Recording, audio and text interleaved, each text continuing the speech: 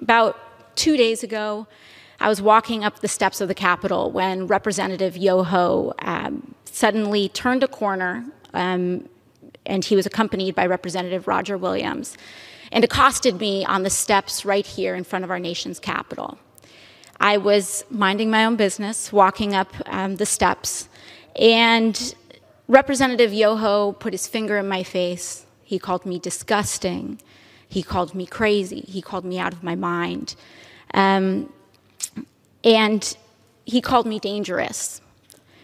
And then he took a few more steps, and after I had recognized his comments as rude, he walked away and said, "I'm rude. You're calling me rude." I took a few steps ahead, and I walked inside and cast my vote, because my constituents send me here each and every day to fight for them and to make sure that they are able to keep a roof over their head, that they're able to feed their families, and that they're able to carry their lives with dignity. I walked back out, and there were reporters in the front of the Capitol, and in front of reporters, Representative Yoho called me, and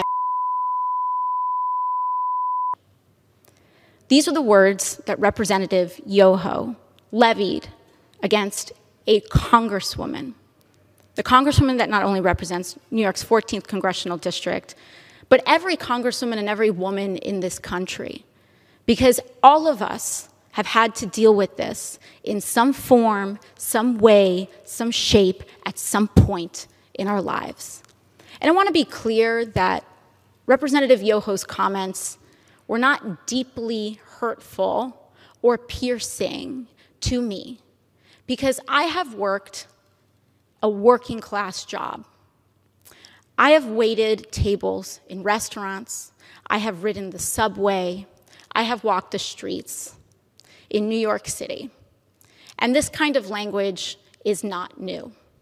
I have encountered words uttered by Mr. Yoho and men uttering the same words as Mr. Yoho while I was being harassed in restaurants. I have tossed men out of bars that have used language like Mr. Yoho's. And I have encountered this type of harassment riding the subway in New York City. This is not new. And that is the problem. Mr. Yoho was not alone. He was walking shoulder to shoulder with Representative Roger Williams. And that's when we start to see that this issue is not about one incident. It is cultural.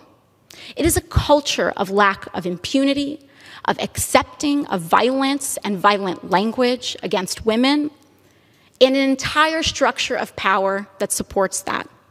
Because not only have I been spoken to disrespectfully, particularly by members of the Republican Party and elected officials in the Republican Party, not just here, but the President of the United States last year told me to go home to another country, with the implication that I don't even belong in America.